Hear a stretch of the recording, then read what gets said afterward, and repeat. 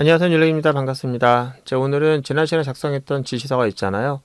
그 녀석을 읽어서 그 지시대로 객체를 만들고 그 만들어진 객체를 활용하는 방법을 알아보도록 할게요. 여기 보시면은 우리가 그 주체를 생성할 때 사용될 수 있는 기본적인 구문이 여기 있는데, 스프링에서 di 또는 그 지시서를 읽어가지고 그 녀석을 생성해주고 조립해주는 그 스프링의 구체적인 객체 이름은 어플리케이션 컨텍스트입니다. 그 어플리케이션 컨텍스트인데 이 녀석 인터페이스명이고요. 실질적으로 그 녀석을 구현하고 있는 클래스들이 여러 개가 있는데 그 대표적인 게 클래스 패스 XML 어플리케이션 컨텍스트예요. 이거 말고도 종류가 많은데 요 차이가 있죠. 앞에 어플리케이션 컨텍스트인데 좀 더 구체화된 이름이 앞에 붙어 있는데요. 요 녀석의 차이점 뭐냐면은 요 지시서를 넘길 때 그 녀석이 있는 위치를 어떻게 알려주느냐에 따라서 여기 좀 달라지는 거예요. 예를 들어서 어플리케이션의 그 루트로부터 경로를 지정하고 싶을 때는 클래스 패스 XML을 사용하고요. 이거는 클래스 패스 XML 썼기 때문에 이거는 어플리케이션의 루트에다가 이제 뒀다. 실행될 때 실행되는 위치에 두었다. 거기에 config.xml 찾아라 이거고요. 파일 시스템 XML은 이 XML 어디 있다? C 드라이브 어디가 현재 파일 시스템의 그 경로를 이용해서 루트로부터 써나갔을 때 이걸 쓰는 거고요. XML 웹 어플리케이션이다라고 하면 이걸 웹에 두는 거죠. 웹에 둬서 웹의 URL을 통해서 웹에 지정하는 거고, 어노테이션 컴피그는 파일로 두는 것이 아니라 어노테이션으로 두었기 때문에 이렇게 넘기지 않고 우리가 스캔하는 방법을 씁니다. 이건 나중에 우리가 어노테이션을 이용해서 지시사항을 남길 때 어노테이션을 쓰는 방법을 설명할 때 그때 설명하도록 할게요. 일단은 이 세 가지만 잠깐 보면은 이 세 가지 중에서 저희는 요거 쓰는 게 가장 합리적이고 가장 보편적이고 가장 바람직하니까 이 내용을 가지고 지시사항을 알려드리도록 하고요. 이런 식으로 객체를 생성하도록 하겠습니다. 여기다 어플리케이션 컨텍스트를 하나 생성할 건데요. 근데 이 녀석이 인터페이스이기 때문에 얘를 생성할 수는 없는 거죠. 얘가 아니고 이제 new에서 어플리케이션 컨텍스트. 요 녀석인데 요 녀석이 우리가 클래스 패스 XML 어플리케이션 컨텍스트일 거고요.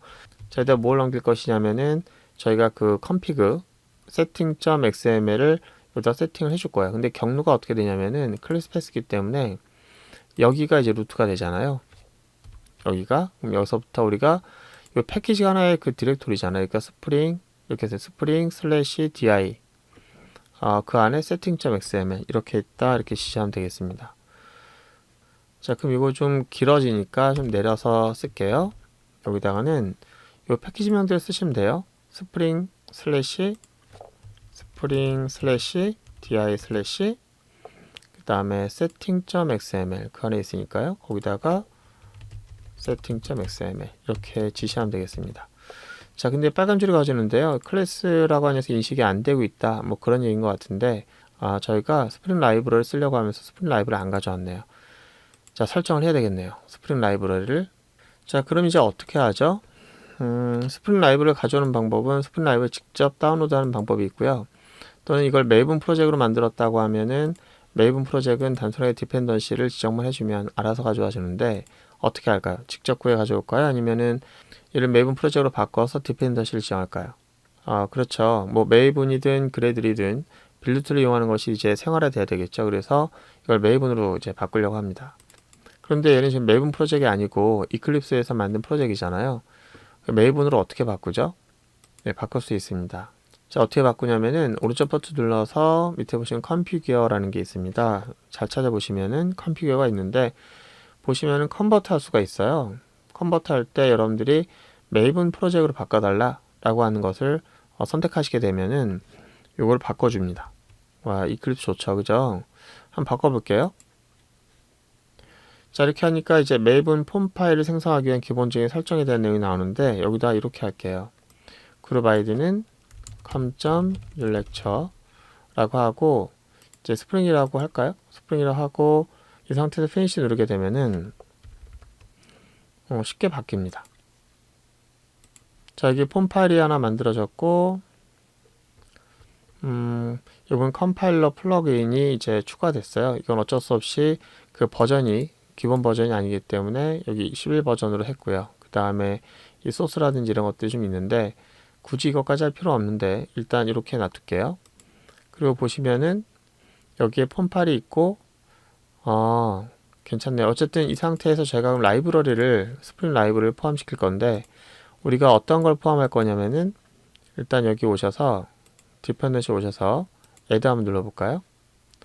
여기다가 스프링 프레임워크 이렇게 한번 쳐볼게요. 그리고 엔터 한번 쳐보시면은 뭐가 한번 검색이 될 거예요.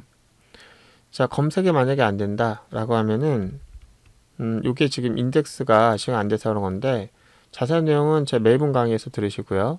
일단 지금 현재는 당장 필요한 부분은 여기 위에 윈도우 메뉴에서 일단 쇼 뷰 하시면은 거기에 아더 눌러보시면은 메이븐이라는 게 있어요.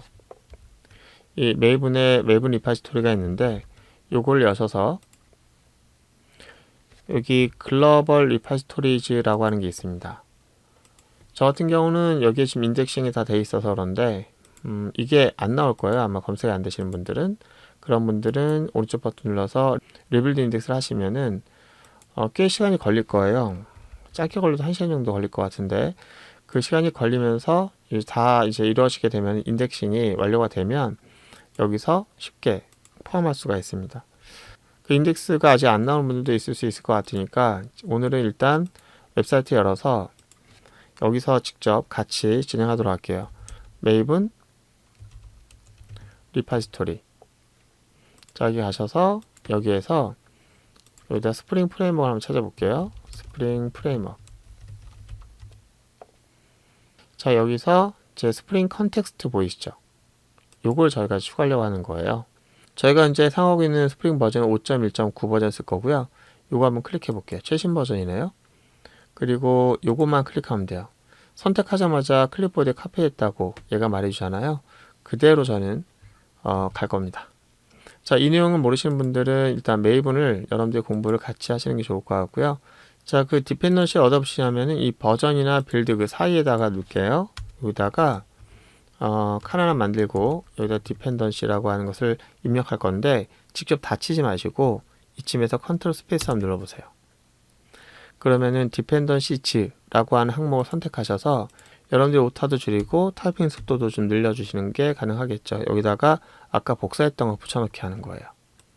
디펜던시즈 안쪽에다가 디펜던시라고 하는 것을 이제 포함시킬 겁니다. 5.1.9 가장 최신 버전이죠. 일단 컨트롤 S 눌러서 저장을 하세요. 그러면 여기 보시면은 뭔가 일을 해요. 그 라이브를 다운로드하는 작업이 눈에 보일 겁니다. 신기한 거는 내가 딱 원했던 하나만 저장되는 게 아니고 분명히 저는 하나만 저장했지만 밑에 탭을 보시면은 디펜던시 히어라키라고 하는 게 있잖아요. 그죠?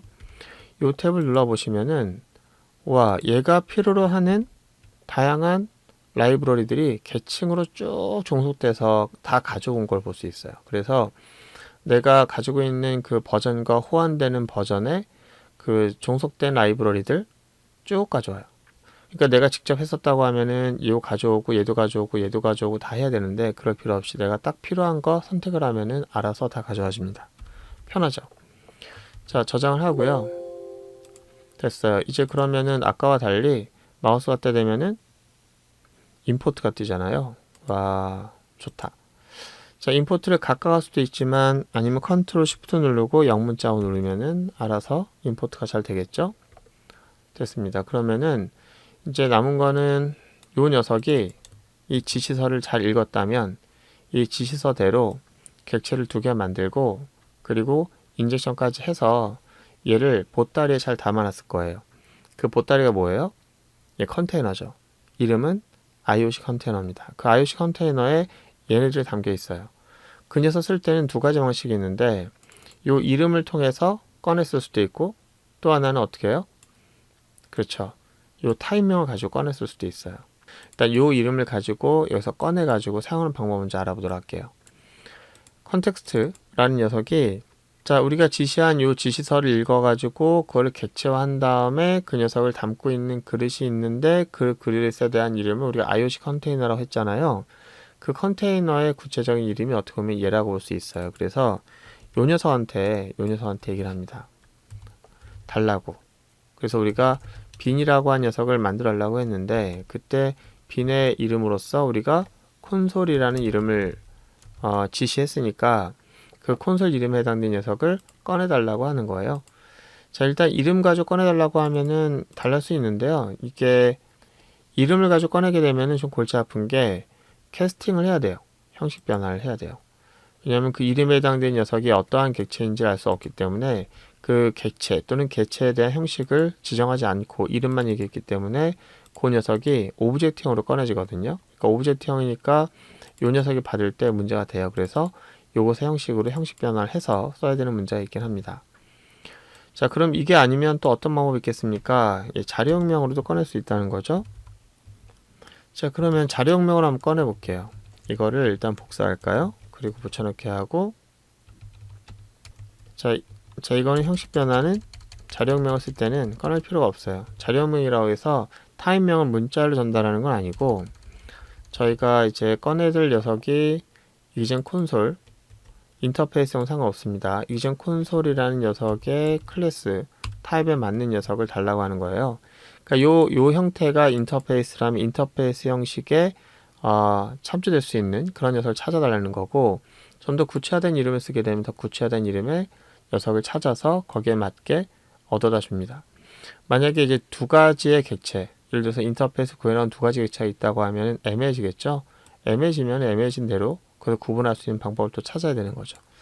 자, 일단 이렇게 해서 두 가지 형식이 있는데, 자, 그렇다면 두 가지 방법 중에서 이거보다는 이게 더 선호되는 방법이죠. 왜냐면 형식 변환도 할 필요 없고, 그렇죠. 클래스명을 깔끔하게 설정할 수 있기 때문에 그렇죠.